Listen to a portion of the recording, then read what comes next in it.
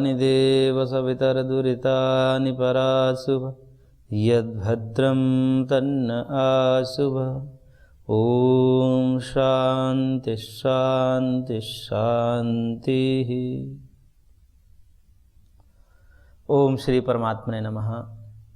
सांख्य कारिका के हम कारिका संख्या 20 पर विगत कक्षा में विचार किए थे, जिसमें पुरुष के धर्म को बताते हुए और पुरुष में जो किस प्रकार से कर्तृत्व आदि का भ्रम होता है, इस विषय का प्रतिपादन कारिकाकार ने किया और कहा कि तस्मात् तत्संयोगात् अचेतनम चेतनावद इव लिंगम गुण कर्तृत्वे च तथा कर्तेव भवति उदासीनः। कहने का तात्पर्य है कि मन बुद्धि इंद्रियां जो है ये अचेतन हैं, प्रकृति के विकार हैं। प्रकृति स्वयं अचेतन होने से उनके जो विकार हैं, जो प्रोडक्ट हैं महदादि, वो स्वयं भी अचेतन ही होंगे, क्योंकि अचेतन के विकार भी अचेतन ही होंगे। तो महदादि जो अचेतन पदार्थ है, जब वह चेतन पुरुष के साथ संपर्क में आ जाते हैं, संयोग में आ जाते हैं, तो वो अचेतन भी चेतन के जैसा भासित होने लगते हैं। जैसे अभी हम जो जान रहे हैं, सुन रहे हैं, देख रहे हैं, ये अपने मन बुद्धि के अनुसार मन बुद्धि पूर्वक देख रहे हैं, जान रहे हैं, सुन रहे हैं, समझ रहे हैं। तो जब बुद्धि पूर्वक हम सुन रहे हैं या समझ रहे हैं, बोल रहे हैं, जान रहे हैं, तो बुद्धि अचेतन है यह प्रतीत नहीं होता। वस्तुतः बुद्धि अचेतन है, परंतु वो चेतन के संपर्क में आने से अचेतन बुद्धि भी चेतनवत प्रतीत होने लगती है। और जब बुद्धि अचेतन होते हुए चेतनवत प्रतीत होने लगती है, तो इसी प्रकार अचेतन जो प्रकृति है, अचेतन बुद्धि तत्व महदादि जो तत्व हैं, उनके संयोग से पुरुष में भी कुछ प्रतीतियां होने लगती है। पुरुष जो है वह अकर्ता है, अहंकार कर्ता न पुरुषः, लेकिन बुद्धि आदि के संपर्क में आने के कारण पुरुष में अकर्ता होने से, पुरुष अकर्ता होने से भी उसमें कर्तृत्वपना आने लगता है। यानी कि पुरुष कर रहा है यह भासित होने लगता है। मैं कर रहा हूं, मैं जान रहा हूं, मैं सोच रहा हूं, मैं समझ रहा हूं, इस प्रकार के मैं धर्म का आचरण कर रहा हूं, मैं करूंगा, इस प्रकार से जो भ्रम है पुरुष में आने लगता है। सैद्धांतिक रूप से पुरुष अकर्ता है। अब पुरुष अकर्ता क्यों है, यह सिद्धांत है, क्योंकि जो चीजें पूर्ण होती है उसे करने की आवश्यकता नहीं होती। कर्म वह करता है जो अपूर्ण होता है, जिसको कुछ चाहिए, जो अधूरा हो, वह अपने पूर्ति हेतु पूर्णता के लिए कर्म करता है। जिसके पास धन की कमी है वो धन संग्रह करने में युक्त होगा, जिसको बल की कमी है वो बल को अर्जित करने के लिए कर्म करेगा। परंतु जो पूर्ण हो उसको कर्म करने की आवश्यकता नहीं होती, क्रिया करने की आवश्यकता नहीं होती। और जो आत्मा है वो नित्य शुद्ध बुद्ध मुक्त स्वभाव वाला है, वो स्वभावतः पूर्ण है। पूर्णमदः पूर्णमिदम् इत्यादि जो श्रुति वचन हैं, उसके आधार पर आत्म तत्व की पूर्णता की ही सिद्धि होती है। और आत्म तत्व पूर्ण होने से, अखंड होने से उसे किसी भी क्रिया और कर्म करने की आवश्यकता नहीं है। लेकिन फिर भी सैद्धांतिक रूप से वो अकर्ता है। अकर्ता का मतलब ऐसा मत समझिएगा कि वो जड़वत है, उसे कुछ करने की आवश्यकता है, क्योंकि पूर्ण है, उसको कुछ प्राप्त करने की आवश्यकता नहीं है तत्वतः। ये बात तत्वतः है, सैद्धांतिक है। लेकिन जब दोनों का संपर्क हो जाता है तो दोनों में भ्रम हो जाता है। जिस प्रकार से अचेतन बुद्धि में चेतनता का भ्रम हो जाता है, ऐसे ही अकर्ता पुरुष में कर्तृत्वपने का भान होने लगता है, भ्रम होने लगता है। तो जब दोनों संपर्क में आ जाते हैं तो अकर्ता पुरुष कर्ता इव भवति उदासीनः, वो जो पुरुष है उदासीन है। उदासीन का मतलब अकर्ता है, निर्लेप है। लेकिन फिर भी बुद्धि आदि के संपर्क के कारण, क्योंकि बुद्धि आदि में कर्तृत्व है, बुद्धि अहंकार आदि में कर्तृत्वपना है, ये जो गुण हैं और जो गुणों के विकार जो है महदादि पदार्थ हैं, इन्हीं में कर्तृत्वपना है, इन्हीं में क्रिया करने का सामर्थ्य है, क्रिया यही करते हैं, क्रिया इन्हीं में होती है। इसलिए सांख्यकार ने कहा अहंकारः कर्ता न पुरुषः, पुरुष कर्ता नहीं होता है, अहंकार करता है। यानी कि क्रिया जो होती है वो अहंकार के कारण होती है, पुरुष के कारण नहीं होती है, क्योंकि पुरुष निष्क्रिय होता है। अब इसको समझने के लिए आप थोड़ा सा समझ लीजिए कि पुरुष किस प्रकार से करता है और किस प्रकार से अहंकार करता है। यानी कि गुणों के विकृति कहिए, गुणों के विकृति स्वयं गुण रूप ही होते हैं, इसलिए गुणाः गुणेषु वर्तन्ते ऐसा कहा जाता है। प्रकृति है क्रियमाणानि गुण ही कर्माणि सर्वशः, अहंकार भी गुण आत्मा करता अहमिति मन्यते, ये जो गीता का वचन है कि सब गुण ही कर रहे हैं, यानी कि माया ही कर रही है। माया के ही ये सब बाल बच्चे हैं महदादि, बुद्धि तत्व आदि अहंकार, ये सब माया के बाल बच्चे हैं। तो माया ही सब कर रही है, यानी कि गुण ही आपस में गुण गुण में ही वर्त रहे हैं। गुणा गुणेषु वर्तन्ते, आत्मा में वर्ताव नहीं होता, यानी कि क्रिया नहीं होती।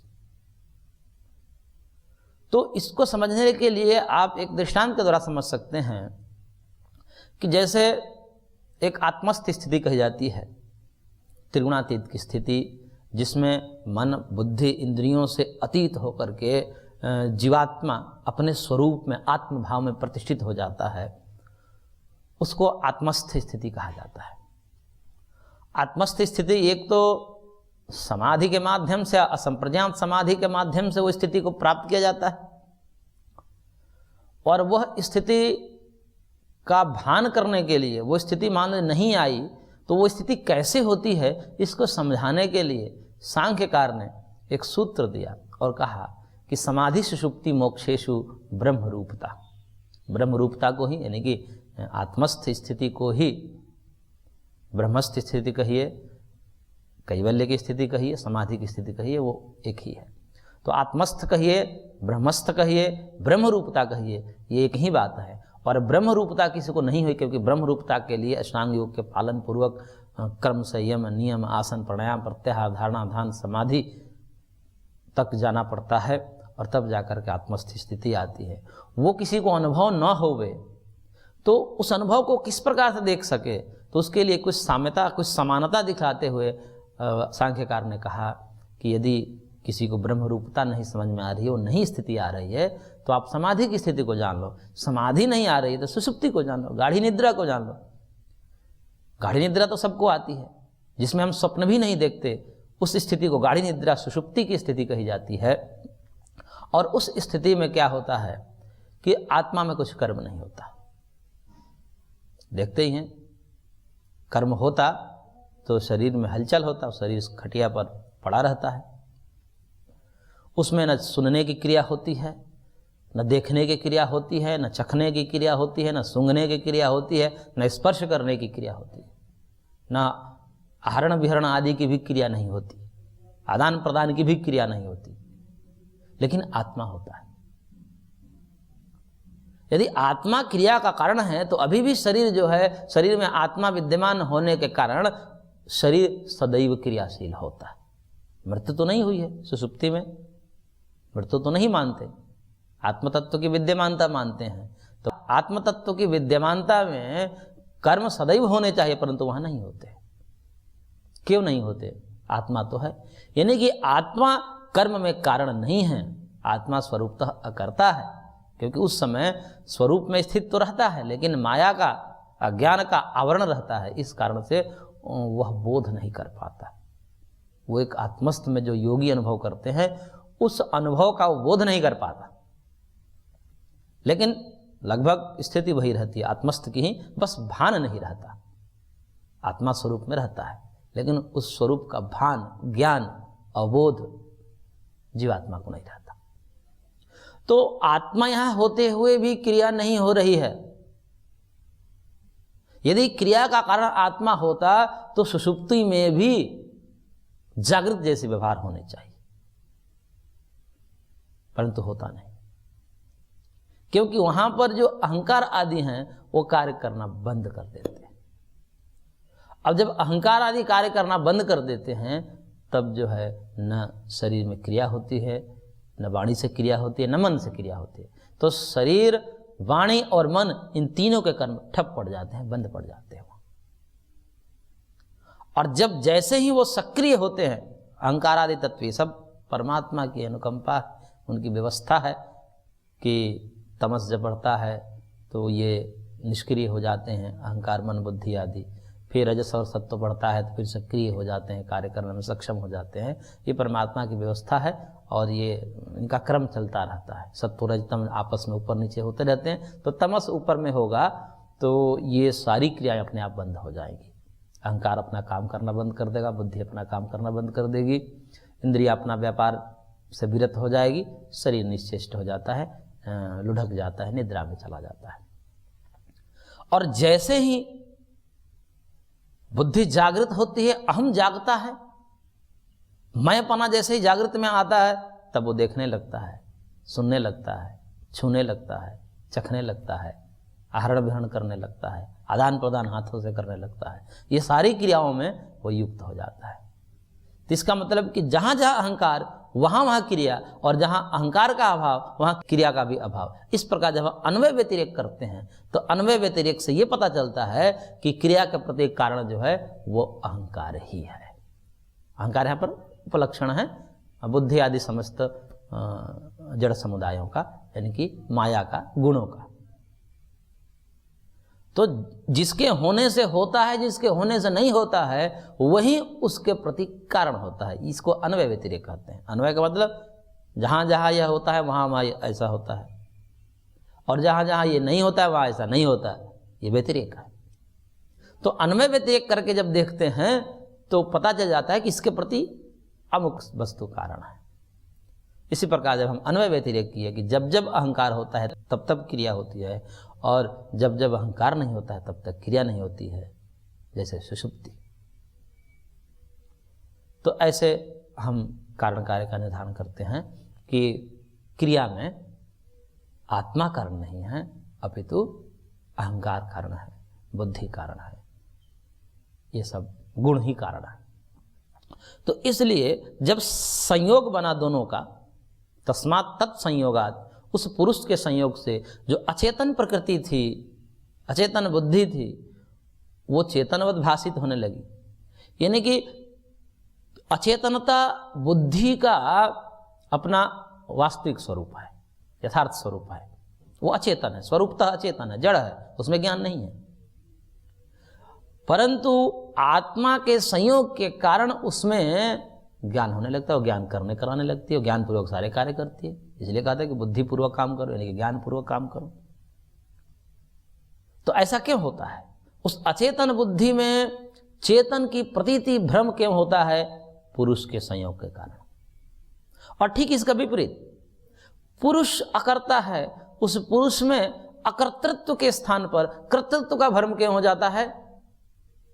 बुद्धि के संपर्क के कारण, यानी कि गुणों के संपर्क के कारण। तो ये एक दूसरे के संयोग के कारण एक दूसरे में भ्रम पैदा करते हैं।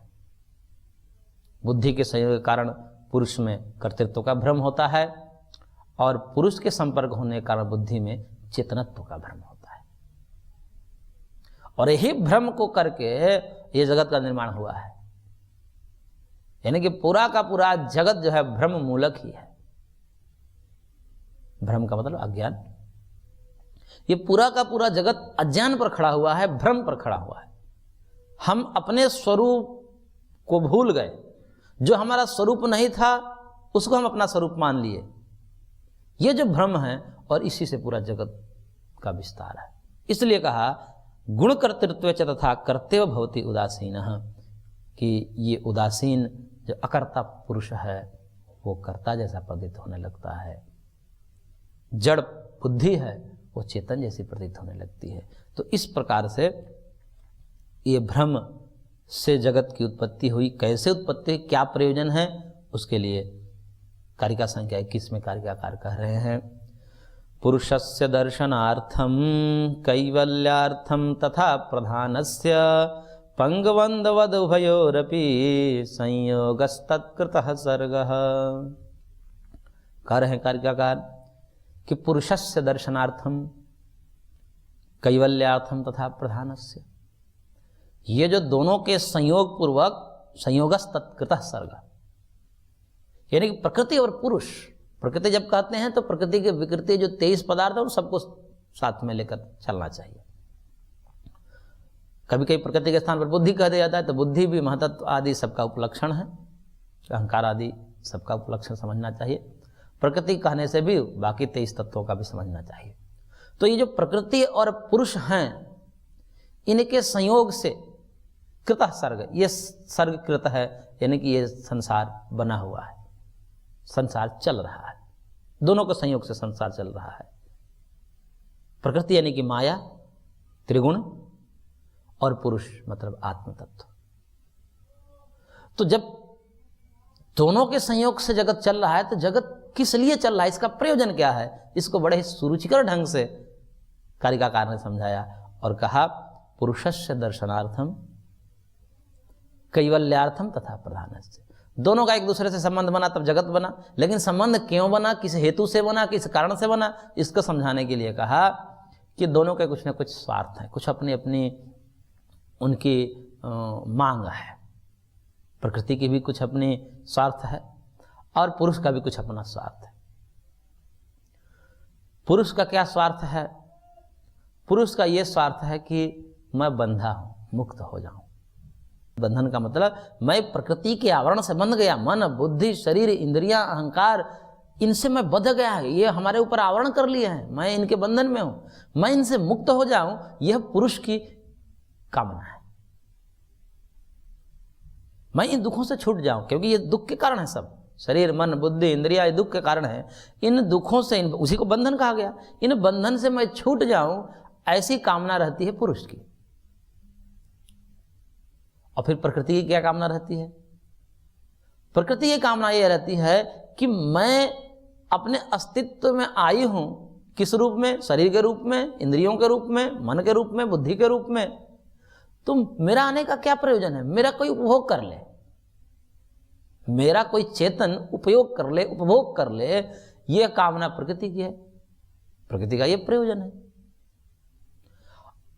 और वो स्वयं से स्वयं का अपने प्रयोजन पूरा नहीं कर सकती, क्योंकि वो जड़ है, जड़ प्रकृति स्वयं से स्वयं का उपभोग कर नहीं सकती। तो वो किसी पुरुष की अपेक्षा करती है कि कोई मेरा भोग कर ले, उपयोग कर ले। और पुरुष भी स्वयं से स्वयं का ज्ञान नहीं कर सकता, क्योंकि वो ही डिपेंड है कि भाई कोई हमको करा दे, कोई मुक्त करा दे, क्योंकि आत्मा स्वरूपतः मुक्त है।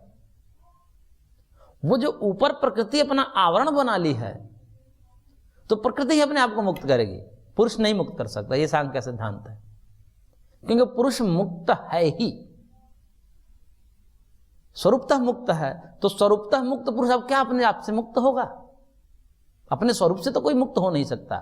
जैसे अग्नि है, वह अपने उष्णता स्वरूप है, उससे तो मुक्त नहीं हो सकती।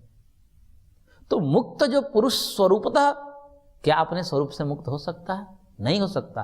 तो पुरुष चाहकर भी मुक्त नहीं हो सकता अपने स्वरूप से, तो फिर मुक्त कौन होगा? तो करेगा प्रकृति मुक्त होगी। प्रकृति ही बंधन में आई है, ये जंजाल फैलाई है प्रकृति ही, और प्रकृति ही अपने बंधन को छोड़ देगी, खोल देगी। तो वो जो है पुरुष है, जो स्वरूपतः मुक्त था, वो मुक्त ही है, अपने स्वरूप में प्रतिष्ठित हो जाएगा। लेकिन तब तक, जब तक प्रकृति उस पर आवरण डाली हुई है, तब तक तो वो अपने स्वरूप को भूल बैठा है। वो जो उसका अपना नित्य शुद्ध बुद्ध मुक्त स्वरूप है, उस स्वरूप से च्युत होकर के, और वह मैं अल्पज्ञ हूँ, मैं कामी हूँ, मैं क्रोधी हूँ, मैं लोभी हूँ, इस प्रकार से मैं बंधन में हूँ, इन सब अज्ञान से युक्त हो जाता है। तो पुरुषस्य दर्शनार्थम, पुरुष प्रकृति के साथ क्यों संबंध बनाता है, क्यों जुड़ता है? क्योंकि प्रकृति और पुरुष के संबंध से जगत का निर्माण हुआ है। तो पुरुष का प्रकृति के साथ संबंध किस लिए हुआ है? तो कारिकाकार ने कहा दर्शनार्थम, दर्शन करने के लिए। किसका दर्शन करने के लिए? दर्शन का मतलब यहां पर ज्ञान करने के लिए, भोग करने के लिए, किसका? प्रकृति का। देखिए, दोनों के अंदर दो कामनाएं हैं। एक की कामना है कि मैं मुक्त हो जाऊं, दूसरे की कामना है कि मैं भोगी जाऊं किसी के द्वारा। अब दोनों का स्वार्थ है, लेकिन दोनों का स्वार्थ है तो स्वार्थ पूर्वक ये मिलते तो हैं, लेकिन अपने स्वार्थ का प्रदर्शन नहीं करते और कहते हैं कि मैं तुम्हारे प्रयोजन को पूरा कर देता हूं, तुम मेरे प्रयोजन को पूरा कर दो। इस प्रकार से एक दूसरे के प्रयोजन पूरा करके दोनों कृतार्थ हो जाते हैं। जैसे पुरुष का प्रयोजन है छूटना, परंतु ये प्रकृति के साथ संबंध बनाता है कि मैं तुमको भोग लूंगा, मैं तुम्हारा उपयोग कर लूंगा। यानी कि शरीर, मन, बुद्धि आदि और जो सारे जगत में विषय वस्तु के रूप में विस्तार है, उन सबका मैं उपयोग कर लूंगा तो तुम्हारा भी प्रयोजन पूरा हो जाएगा। अब प्रकृति कहती है कि मैं आपके साथ जुड़ जाऊंगी। क्यों? क्योंकि आपको मैं मुक्त कर दूंगी। कैवल्यार्थम तथा प्रधानस्ते, प्रधान का ये प्रयोजन रहता है कि मैं तुमको कैवल्य दिला दूंगी, छोड़ मुक्ति दिला दूंगी। मतलब कैवल्य का मतलब केवली भाव, केवल एक आत्मतत्व के अतिरिक्त सारी चीज मैं हटा दूंगी। मतलब स्वयं ही है आत्मतत्व के अतिरिक्त। केवल का मतलब आत्मतत्व, और वो आत्मतत्व के अतिरिक्त क्या है? वो 24 प्रकार की प्रकृति। वो 24 प्रकार का प्रकृति जब हट जाएगी तो वो कैवल्य हो जाएगा, वो केवल भाव में हो जाएगा, आत्मस्थ भाव में हो जाएगा। तो प्रकृति कहती है कि चलो तुम हमारे साथ इसलिए जुड़े हो कि तुम हमारे प्रयोजन को पूरा कर दो, मैं तुम्हारे साथ इसलिए जुड़ी है कि मैं तुम्हारे प्रयोजन को पूरा कर दूंगी। तुम्हारा प्रयोजन क्या है? छूटना, वो मैं करा दूंगी। और मेरा प्रयोजन है कि भोगी जाऊं, तो तुम करा दो, क्योंकि तुम चेतन हो, भोग सकते हो। तो इस प्रकार बड़े दोनों सहयोग से, ये कैसे? तो उसके लिए एक न्याय कहा, पंगबंध न्याय। पंगु और अंधे के संयोग से जैसे दोनों एक दूसरे के प्रयोजन के पूरा करते हुए चरितार्थ हो जाते हैं। पंगु जो है, पंगु मतलब विकलांग है, वो तो चल नहीं सकता, देख सकता है, और अंधा जो है वो देख नहीं सकता, चल सकता है। तो अब दोनों का संबंध बन गया। अंधा व्यक्ति ने विकलांग व्यक्ति को अपने कंधे पर चढ़ा लिया, तो उसका प्रयोजन था कि मैं देख नहीं पाता, मैं कि चल सकता हूं, तो देखने का काम कर दिया विकलांग व्यक्ति ने, तो उसका देखने वाला कार्य पूरा हो गया। और विकलांग व्यक्ति का प्रयोजन था कि भाई वो चल नहीं सकता परंतु देख सकता, और जो अंधा व्यक्ति था वो चल सकता था लेकिन देख नहीं सकता था। दोनों का संबंध बन गया। दोनों ने कहा कि तुम हमको मार्ग दिखा दो और मैं तुमको पार करा दूंगा। तो इस प्रकार दोनों का जब संयोग बन गया तो दोनों एक, जो ये कहानी है कि कहीं भगदड़ हो गई, रास्ते में जा रहे थे, रास्ते में कुछ अनिष्ट हो गया, भगदड़ हो गया, तो सब तो भाग गए, लेकिन दो ही व्यक्ति वहाँ पर रह गए, एक अंधा जो प्रज्ञाचक्षु था और दूसरा जो विकलांग था। अब दोनों आपस में संयोग से मिल गए तो कहे कि भैया हम कैसे जाएं? तो दोनों ने बड़ी योजना बनाई और कहा कि भाई देखो, एक के पास पैर नहीं है, एक के पास आंखें नहीं हैं, तो दोनों हम आपस में जुड़ जाते हैं। पैर वाले आंख वाले को कंधे पर चढ़ा ले और आंख वाले पैर वाले को रास्ता दिखाते हुए वो फिर अपने गंतव्य तक चल जाते हैं, और गंतव्य तक जब पहुंच जाते हैं तो दोनों फिर अलग अलग हो जाते हैं।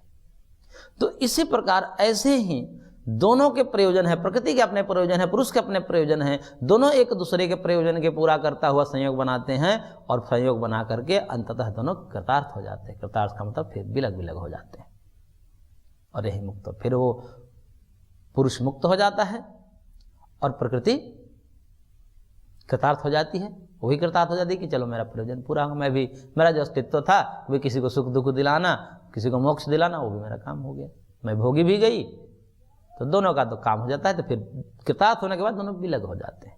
तो ये जो विलगाव है, प्रकृति पुरुष का पृथक्त्व है, यही कैवल्य है।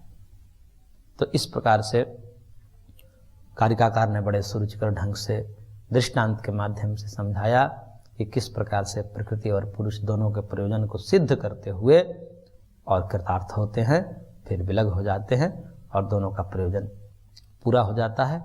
दर्शनार्थ और कैवल्यार्थ, ये दो प्रयोजन के कारण दोनों का संयोग होता है, और इन्हीं दोनों के संयोग से संयोगस तत्कृतः सर्गः, इन्हीं के संयोग से ये सर्ग कृत है, रचित है, और फिर इन्हीं के कृतार्थता से ये सर्ग नष्ट हो जाता है और दोनों मुक्त हो जाते हैं, दोनों का प्रयोजन पूरा हो जाता है। तो इस प्रकार से कारिकाकार ने यहाँ पर प्रकृति और पुरुष के संयोग पर विवेचन किया। आगे हम और इसको विस्तार से चर्चा करेंगे। आज की कक्षा को हम यहीं पर विराम देते हैं, शेष अगले अंक में। ओम शांति शांति शांति।